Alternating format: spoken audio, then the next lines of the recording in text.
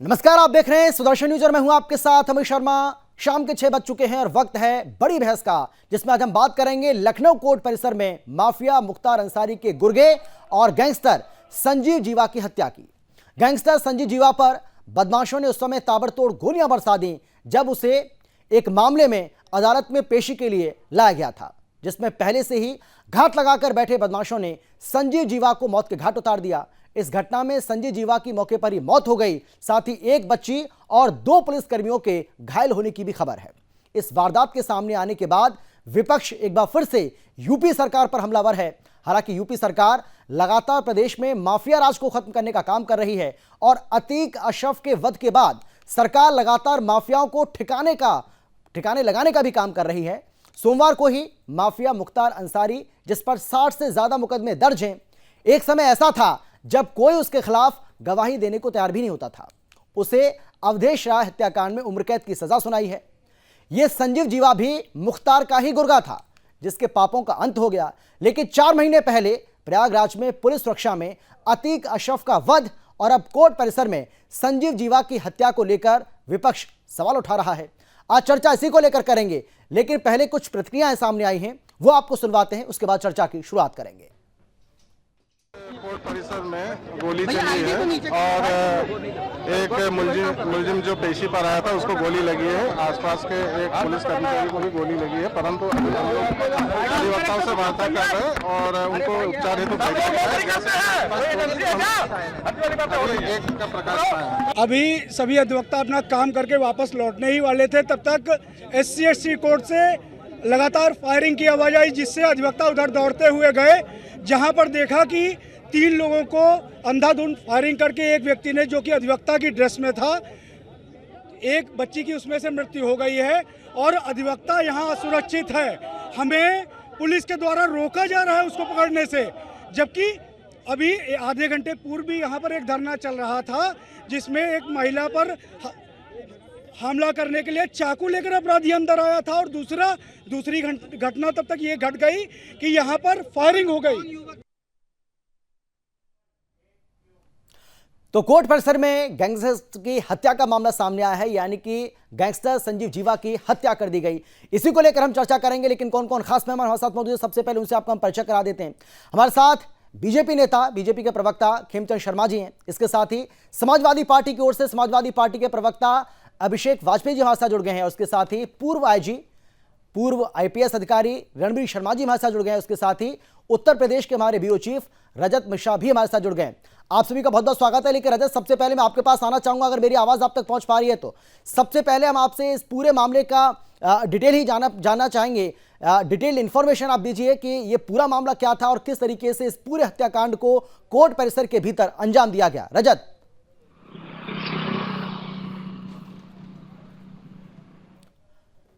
रजत, मेरी आवाज आ रही है आप तक? आप सुन पा रहे हैं क्या? आवाज मेरी पहुंच पा रही है क्या आप तक? रजत, आपको मेरी आवाज आ रही है क्या? जी बिल्कुल, आपकी आवाज आ रही है। जी रजत, हम सबसे पहले डिटेल इंफॉर्मेशन जानना चाहेंगे इस पूरे मामले को लेकर। आपके पास क्या है, किस तरीके से इस पूरे हत्याकांड को अंजाम दिया गया कोर्ट परिसर के अंदर और कैसे हुआ ये सब?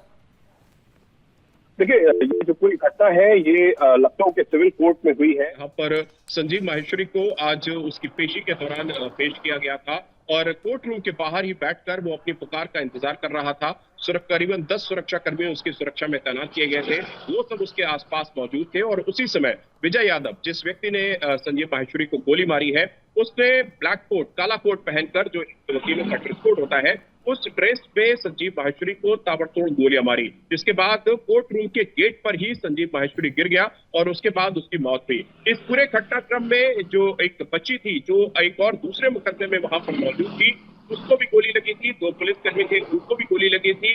जिस बच्ची को गोली लगी थी, उस बच्ची की भी अब मौत हो चुकी है। तो 2 जो सुरक्षाकर्मी इसकी पूरी सुरक्षा में तैनात थे, उनका फिलहाल अभी इलाज चल रहा है। इस पूरे घटनाक्रम के बाद जो सीनियर पुलिस ऑफिसर्स हैं, वो कोर्ट रूम में पहुंचे थे। वहां पर फॉरेंसिक की टीम पहुंची है, उन्होंने एविडेंस कलेक्ट किए हैं विजय यादव जिस व्यक्ति ने गोली मारी है उसका अभी तक कोई भी क्रिमिनल हिस्ट्री सामने नहीं आया है। तो पुलिस इस पूरे मामले की भी पड़ताल कर रही है कि आखिर विजय यादव ने ऐसा कदम क्यों उठाया। क्या संजीव माहेश्वरी से किसी तरीके की अदावत उसकी पहले से चल रही थी, या फिर जो मुकदमे संजीव माहेश्वरी के ऊपर दर्ज है उनमें किसी मामले में या किसी तरीके से वो कनेक्टेड था, क्यों संजीव माहेश्वरी की हत्या उसने करी। इन सारे एंगल्स की जांच फिलहाल पुलिस कर रही है। लेकिन ये जो पूरा घटनाक्रम है, ये जिस तरीके से कोर्ट रूम के बाहर आज हुआ है, उसने कोर्ट की सुरक्षा के ऊपर बड़े सवाल खड़े किए हैं। जो पुलिस की सुरक्षा होती है, पुलिस की सुरक्षा में जिस तरीके से कैदियों को पेश किया जाता है, उसके ऊपर सवाल बड़े खड़े किए हैं। लेकिन आप दूसरी तरफ ये भी देख सकते हैं कि एक बहुत बड़ा वर्ग है जो संजीव माहेश्वरी की हत्या के बाद इस पूरे घटनाक्रम को जिस तरीके से अतीक और अशरफ के वध के बाद कई लोगों ने इसको सही ठहराया था, वैसे ही संजीव माहेश्वरी की हत्या के बाद भी कई लोग इसको सही ठहरा रहे हैं। क्योंकि संजीव माहेश्वरी के ऊपर दो बड़े जो अपराध थे वो दर्ज थे। एक ब्रह्मदत्त द्विवेदी की हत्या का मामला था,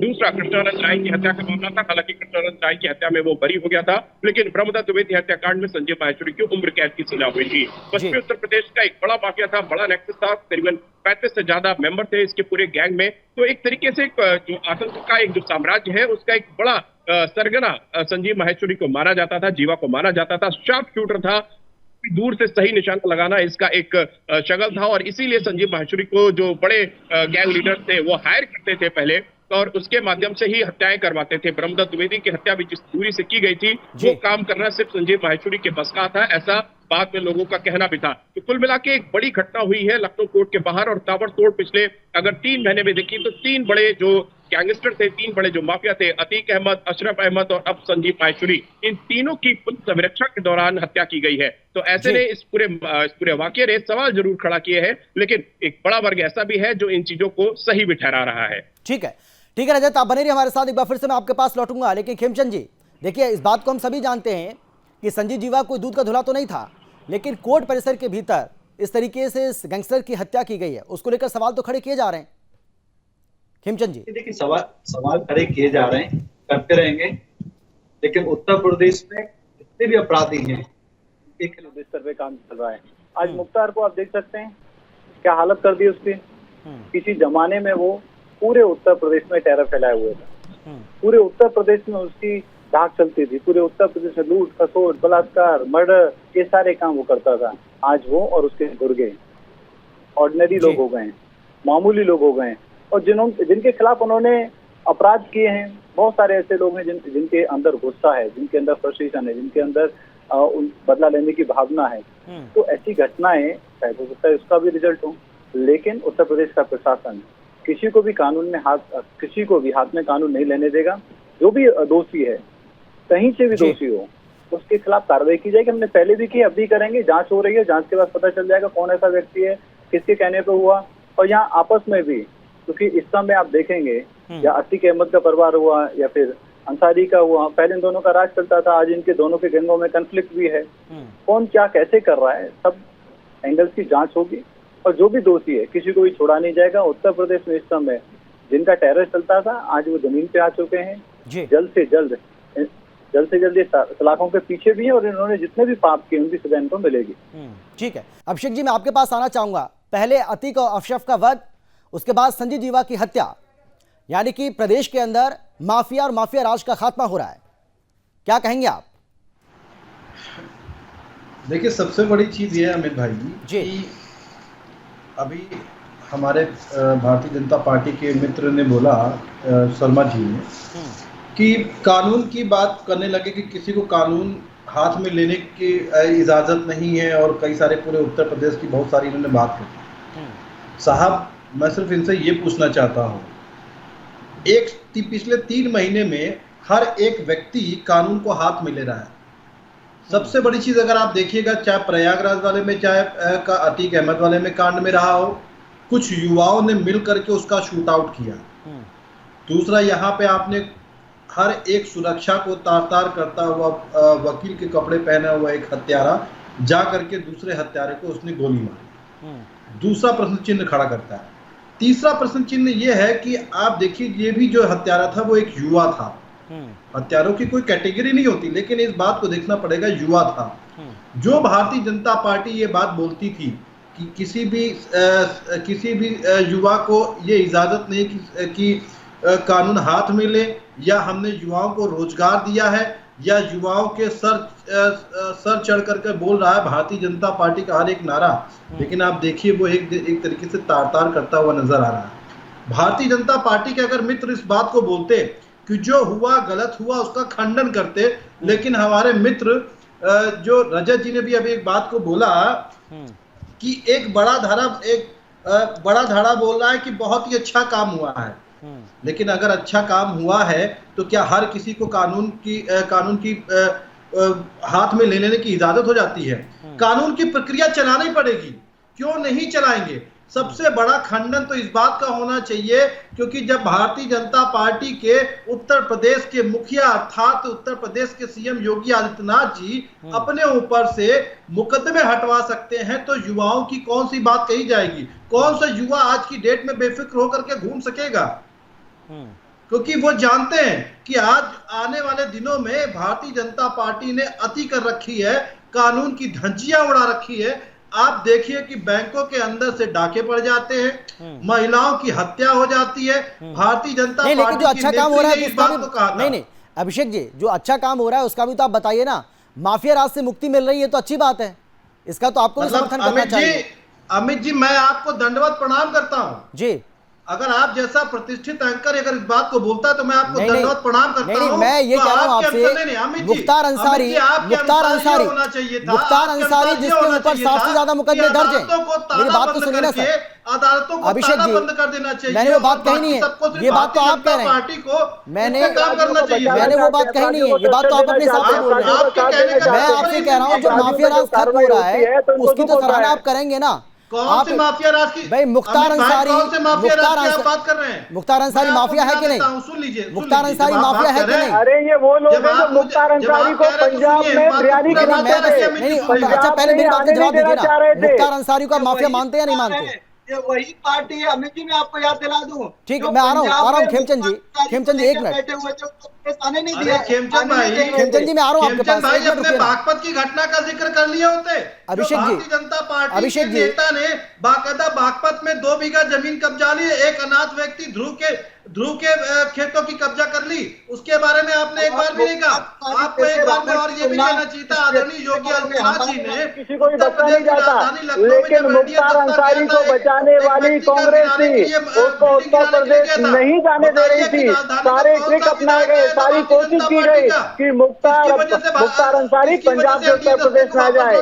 हमारी सरकार ने प्रयास किया उसको लाए, आज उसके दोस्तों की, आज उसके दुष्कर्मों की सजा उसको मिल रही है। अयोध्या के मेयर वाली घटना भी आपको बताना चाहिए कि अयोध्या का मेयर कौन सी जमीन हथियाने के आरोप लगे थे, उसके बारे में भी आपको बताना चाहिए था। कौन सी बातें करूं मैं? हो रही है उत्तर प्रदेश में, शांति है, लोग खुश हैं और कानून हाथ में लेने का अधिकार। चलिए ठीक है, चलिए मैं आ रहा हूँ खेमचंद जी, आपके पास भी आऊंगा। अभिषेक जी, मैं आपके पास भी आऊंगा। अभिषेक जी देखिए, आप विपक्ष में हैं, सवाल उठाने को आप 1000 सवाल उठा सकते हैं, लेकिन जो काम अच्छा हो रहा है उसकी तारीफ भी करना चाहिए, लेकिन आप नहीं करेंगे क्योंकि आपकी मजबूरी है। चलिए मैं लौटूंगा आपके पास, लेकिन रणबीर जी, अमित जी आप क्यों सकती है? हमारी मजबूरी नहीं है। नहीं मजबूरी है, हमारी जिम्मेदारी प्रदेश मजबूरी तभी तो नहीं बोल रहे हैं आप मुख्तार, आपकी इतनी हिम्मत नहीं, आप मुख्तार अंसारी को माफिया मानने को तैयार नहीं है सर। आप अभिषेक जी मुख्तार अंसारी को माफिया मानने के लिए तैयार नहीं है, उसी का गुर्गा तो था ये, संजीव जीवा उसी का गुर्गा तो था। सर्वोपरि है। चलिए ठीक है, रणबीर जी आप कैसे देख रहे हैं इस पूरे मामले को? कोर्ट परिसर के भीतर एक गैंगस्टर की इस तरीके की हत्या हो जाती है, इसको लेकर बहुत सारे सवाल खड़े किए जा रहे हैं, लेकिन एक पूर्व पुलिस अधिकारी होने के नाते आप कैसे देख रहे हैं इस पूरे मामले को? आप मानते हैं चूक हुई है, बड़ी चूक है? हाँ, इसमें पुलिस की तरफ से, सुरक्षा की तरफ से बहुत बड़ी चूक पुलिस की हुई है। आमतौर पे जो कोर्ट का परिसर होता है उसको हम 3 लेयर की सिक्योरिटी देते हैं। सबसे पहले आउटर रिंग रोड जो होता है आउटर साइड में, वहां पे हम पुलिस की पेट्रोलिंग या गश्त रखा करते हैं। नंबर 2, हमारे मेटल डिटेक्टर होते हैं, DFMD होते हैं, जहां पे हर एक वकील को चेक करते हुए निकलना होता है, अगर किसी के हाथ में कोई ऐसी नाजायज चीज ना हो, या किसी के पास पिस्टल ना हो, या किसी के पास कोई हथियार ना हो। और तीसरा, जो हमारी अपनी पुलिस एस्कॉर्ट होती है किसी मुलजिम के लिए जी, वो भी 3 लेयर में होती है। नंबर 1 वो कांस्टेबल, वो कमांडो जो उसको पकड़ के रखते हैं। नंबर 2 हथियारबंद कमांडो जो उसके बिल्कुल बाहर की साइड में होते हैं। और नंबर 3 जो गार्ड होती है वो उसके तीसरे साइड में होती है। तो मुझे लग रहा है कहीं ना कहीं ये सिक्योरिटी का लैप्स बहुत बड़ा रहा है। ना तो बाहर की सुरक्षा की गई है और ना ही अंदर मुलजिम के साथ जो सुरक्षा थी एस्कॉर्ट गार्ड की, वो भी सुरक्षा पूरी तरीके से नहीं थी। नंबर 1 तो ये बात।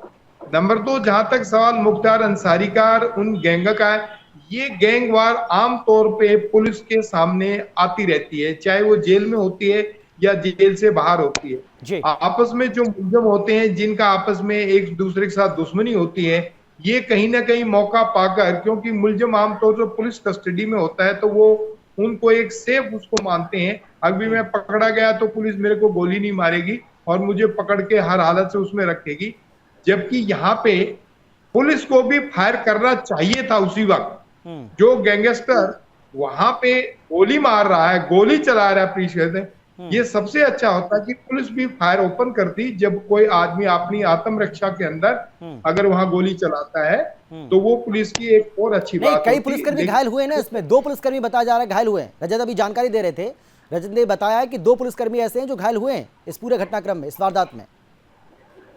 मैं वही तो कह रहा हूं कि अगर एस्कॉर्ट गार्ड हमारी सही तरीके से काम करती या सही तरीके से सुरक्षा वहां रहती तो उसको इतना मौका ही नहीं देते उस वकील के भेष में आए हुए गुंडे को, ताकि वो इतना नजदीक हमारे एस्कॉर्ट गार्ड के आ जाता। अगर आने की कोशिश करता या तो दबोच लिया जाता या उसके ऊपर फायर करने के अख्तियारात एस्कॉर्ट गार्ड को पूरे होते हैं। हमारी जो पुलिस सुरक्षा की गार्ड होती है उसको अख्तियार होते हैं, अगर मुलजिम के ऊपर या पुलिस के ऊपर कोई अटैक करता है तो वो फायर को ओपन कर सकते हैं, उन्हें किसी से कोई पूछने की जरूरत नहीं होती है जी। और उस वक्त वो उसको बिल्कुल वहां ढेर कर सकते थे, लेकिन ये उन्होंने खुद गोली खाई और उसको पकड़ लिया, ये तो अच्छी बात हुई, लेकिन उन्होंने को और अच्छी तरह से कार्रवाई करते तो ये मुलजिम भी, दूसरा मुलजिम जो मारने वाला था वो भी वहां ढेर हो सकता था अगर पुलिस सही कार्रवाई करती तो जी। लेकिन तीसरी बात जो बात है अंसारी की, उसका एक गैंग बहुत बड़ा है और इन गैंगों की जो गैंगवार होती है वो कहीं ना कहीं जेल में या कहीं ना कहीं कोर्ट प्रेशर में या उनको जहां भी मौका मिलता है रास्ते में इस प्रकार की वार्ताओं का इंजाम होता है। जो पुलिस को इस तरह के जो हार्डकोर मुलजिम होते हैं उन लोगों को सुरक्षा थोड़ी सी हमें डबल ट्रिपल करनी पड़ेगी और इस सुरक्षा के बहाने पुलिस की सिक्योरिटी के ऊपर भी कोई आंच ना आए और मुलजिम को सही सजा सलाखों के पीछे दे दी जाए, चाहे कोर्ट उसे फांसी की सजा दे या उम्र कैद दे, वो कोर्ट की मर्जी है, लेकिन हम अपनी तरफ से सुरक्षा की चूक नहीं होनी चाहिए थी। यहाँ सुरक्षा की चूक हुई है, यह हमें मानना पड़ेगा जी। ठीक है रणवीर जी, मैं आता हूँ आपके पास, मैं रजत आपके पास भी आऊंगा, लेकिन उसके पहले अभिषेक जी मैं आपके पास आता हूँ और मैं आपसे जानना चाह रहा हूं, क्योंकि जब मुझे अच्छे से याद है और इस बात को सभी जानते, जितने भी लोग पैनल में इस वक्त मौजूद हैं सबको ये बात पता है कि जब अतीक और अशरफ का इस तरीके से वध किया गया था तो आपने कहा था कि मुसलमान होने की वजह से उनको टारगेट किया गया, मुसलमान है इसलिए उनकी हत्या कर दी गई। अब संजीव जीवा तो मुसलमान नहीं है, वो तो हिंदू है।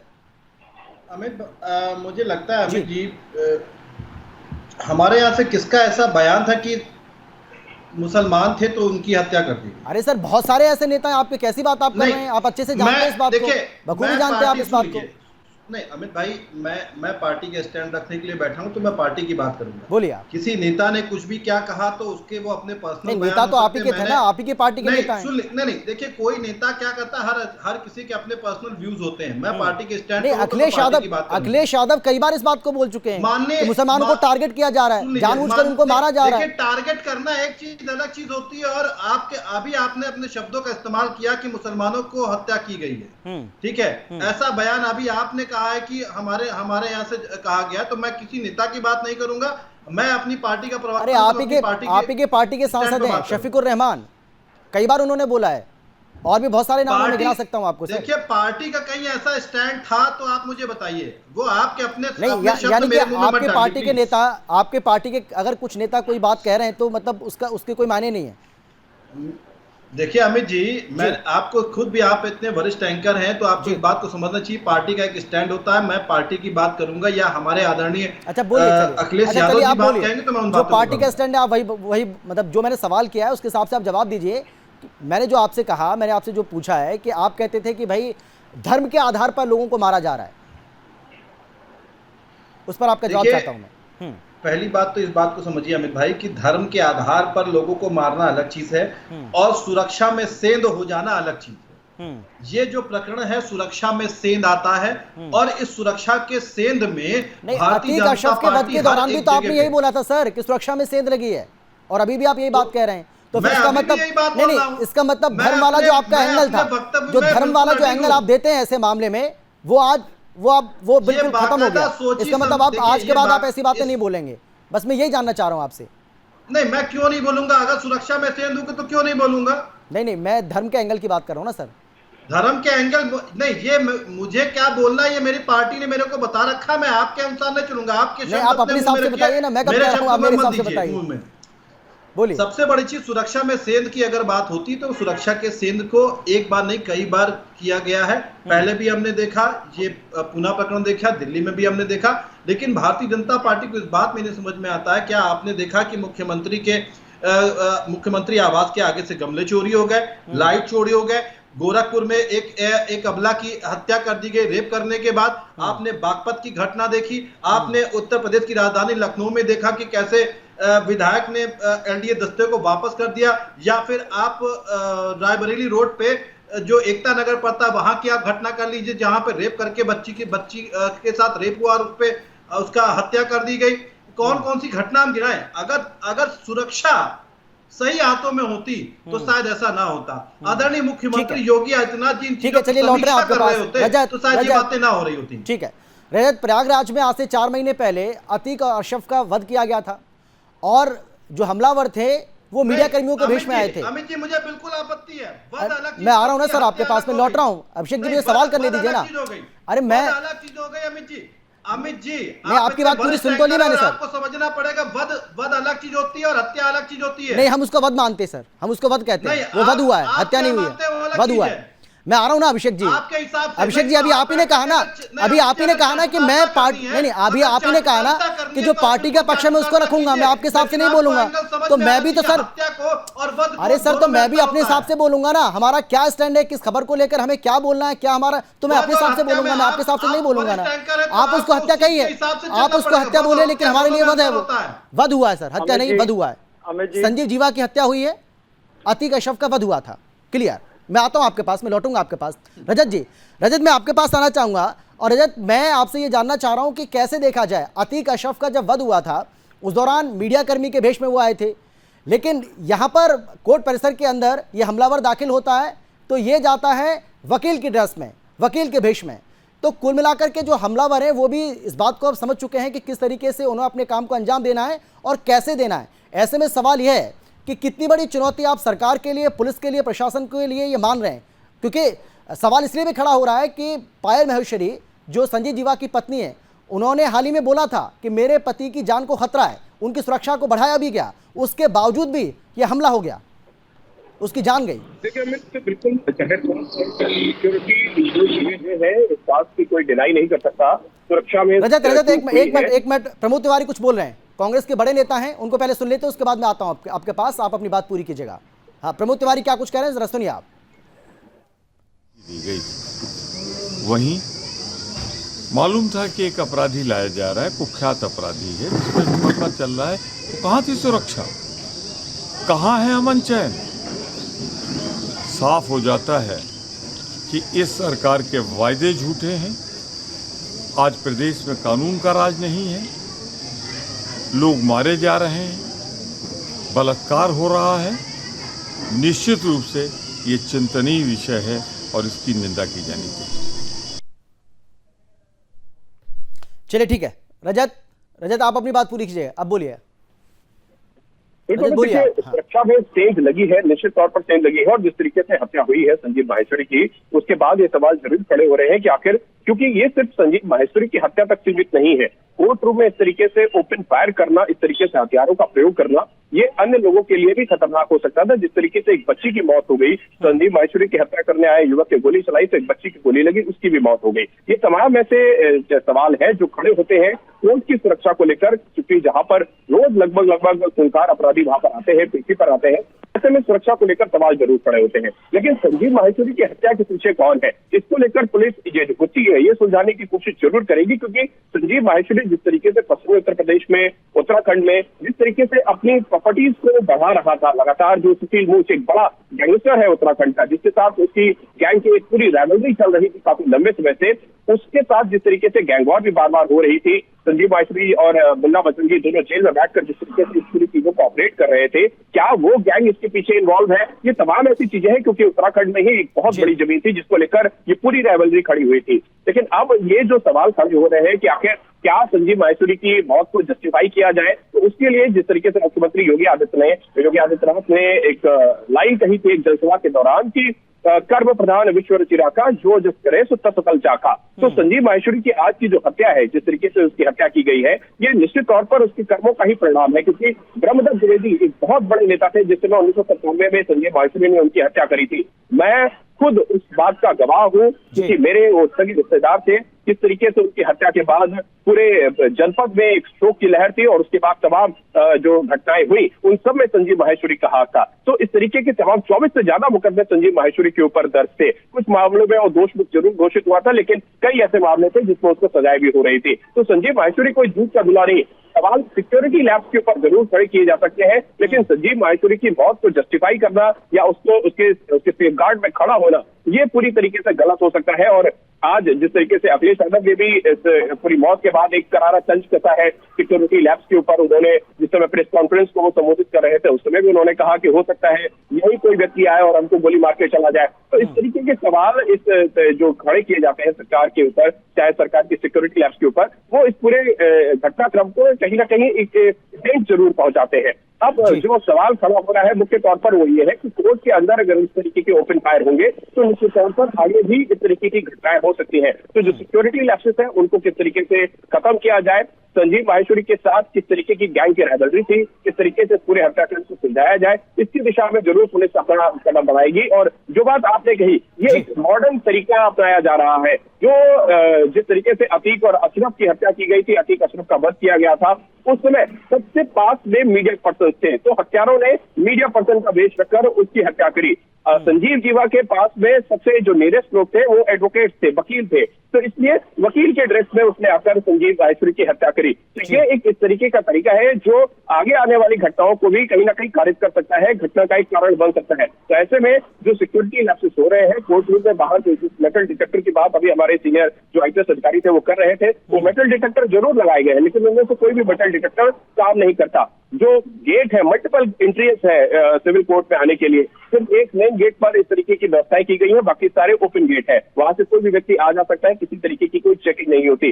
जब लखनऊ कोर्ट के बाहर ब्लास्ट हुआ था, साइकिल में रख के जब ब्लास्ट किया गया था, उस समय कुछ समय के लिए ये सारी व्यवस्थाएं चाक चौबंद की गई थी, लेकिन उसके बाद फिर से वो सारी व्यवस्थाएं वैसे ही ढीली पड़ गई। ये एक सवाल जरूर खड़ा होता है कि आखिर ये जो सिक्योरिटी लैप्सेस बार बार होते रहते हैं, इनको किस तरीके से दुरुस्त किया जाए, इनको किस तरीके से सही किया जाए। जहां तक संजीव माहेश्वरी की हत्या की बात है, संजीव माहेश्वरी के विषय मैंने पहले भी कहा कि एक बहुत बड़ा वर्ग है जो संजीव माहेश्वरी की हत्या को सही ठहरा रहा है कि संजीव माहेश्वरी जैसे व्यक्ति के साथ उसका जो अंत है वो इसी तरीके से होना चाहिए था। उसके न जाने किसके परिवारों को, खासतौर पर अगर पश्चिमी उत्तर प्रदेश में देखें, मुजफ्फरनगर और उसके आसपास का पूरा क्षेत्र, वो संजीव माहेश्वरी की पूरे डर से थर-थर कांपता था। संजीव माहेश्वरी जेल में भले था, मुन्ना बजरंगी जैसे लोग जेल में भले ही रहते हैं, लेकिन उसके बावजूद इनका जो ऑपरेशन है वो लगातार बदस्तूर चलता रहता है। तो आज अगर आप मुजफ्फरनगर या पश्चिमी उत्तर प्रदेश के लोगों से बात करेंगे तो वो शायद यही कहेंगे कि बहुत अच्छा हुआ कि आखिरकार ये व्यक्ति मरा, कि उसने अब भी जेल में रहकर न जाने कितने लोगों की जमीन के ऊपर कब्जा किया हुआ है। तो ये अपने आप में एक सवाल जरूर है सिक्योरिटी को लेकर, लेकिन हत्या को जस्टिफाई करना, हत्या को लेकर सवाल खड़े करना,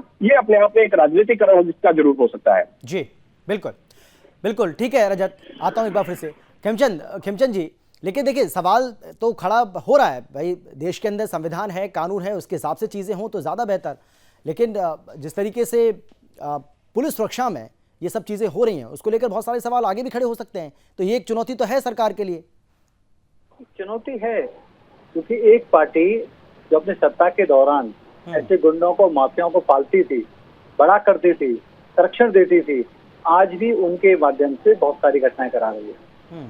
हमारी सरकार ने, हमारी पुलिस ने, हमारे सिस्टम ने चीजों को फार फार बेटर किया है। आज उत्तर प्रदेश में आम आदमी खुश है। आप जाओगे तो सुरक्षित महसूस करते हैं। पहले शाम के बाद लोग घर से नहीं निकलते थे, पहले कहीं भी किसी भी जगह, अभी ये गिन गिन के इनको बहुत मुश्किल लगी अभिषेक जी को बताने में, 4-5 घटनाएं बताने में। उस समय आप 400-500 घटनाएं डेली बता सकते थे, इतना बुरा हाल था। आज एक ही दो घटनाएं इनको गिनानी पड़ रही है। उत्तर प्रदेश अपने आप में देश के बराबर है, अपने आप में 25 करोड़ वहाँ पे लोग रहते हैं, गिनी चुनी घटनाएं आज हैं। इसका मतलब अपने आप में पता चलता है कि वहाँ की स्थिति बहुत अच्छी। ठीक है, समय में पास किसी बहुत को कम भी बचा है, बख्शा नहीं जाता।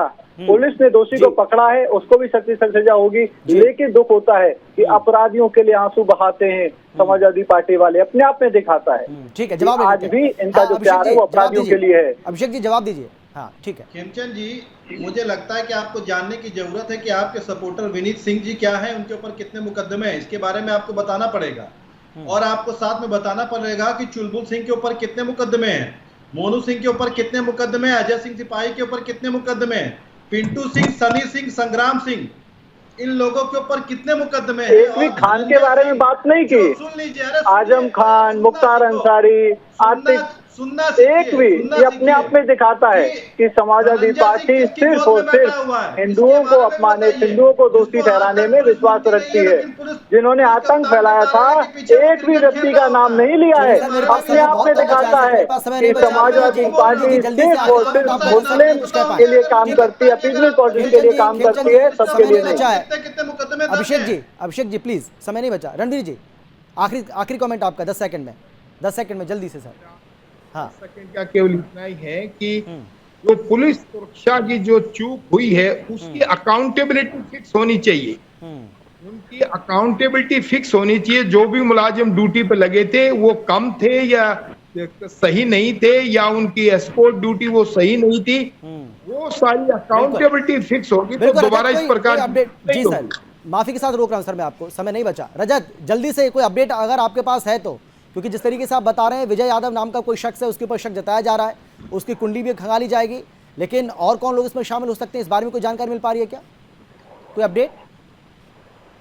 गिरफ्तार किया गया है, जिस मौके से जिसको गिरफ्तार किया गया था, फिलहाल अभी तक उसका कोई क्रिमिनल रिकॉर्ड निकल के सामने नहीं आया है। पुलिस इस पूरे मामले को अभी इन्वेस्टिगेट कर रही है कि आखिर विजय यादव को हथियार किसने मुहैया कराए, जो वेपन उसके पास था वो उसके पास कहां से आया, किसने उसकी मदद करी, किसने उसको वकील का एड्रेस दिया। ये तमाम ऐसे सवाल हैं जिनको अभी इन्वेस्टिगेट किया जा रहा है और ये पूरा इन्वेस्टिगेशन लंबा जाएगा जहां तक अकाउंटेबिलिटी की बात। बिल्कुल रजत, आगे भी आपसे हम अपडेट लेते रहेंगे, ये अपने आप में बहुत बड़ी खबर है। बहुत धन्यवाद आपका रजत, इसके साथ ही रणवीर जी आपका भी, अभिषेक जी आपका और खेमचंद जी आपका भी बहुत धन्यवाद एक बार फिर से चर्चा में शामिल होने के लिए, अपनी अपनी बात रखने के लिए। लेकिन बड़ा सवाल यही है कि जिस तरीके से लगातार यूपी सरकार की ओर से सुरक्षा और कानून व्यवस्था को दुरुस्त किया जा रहा है, वो अपने आप में एक अनोखी पहल है। इसके साथ ही माफिया राज को और माफिया गिरी को जो खत्म किया जा रहा है, ये भी अपने आप में एक अनूठी पहल है। लेकिन इसके साथ ही अगर कानून व्यवस्था की स्थिति में थोड़ी बहुत भी त्रुटि देखने को अगर मिल रही है तो उसमें सुधार की कोई गुंजाइश है भी, तो उसको सुधारा भी जाना चाहिए। फिलहाल इतना ही, लेकिन देश और दुनिया की बाकी खबरों के लिए आप देखते रहिए